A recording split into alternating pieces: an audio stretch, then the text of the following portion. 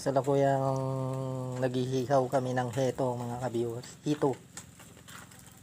For the go. Yan nga.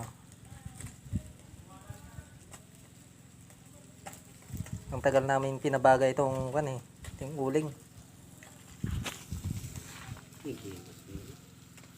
For the go. For the go. For the go. Kanina ay nagtanim kami ng naggambol lang kami ng sili.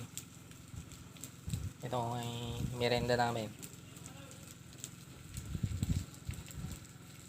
For the go.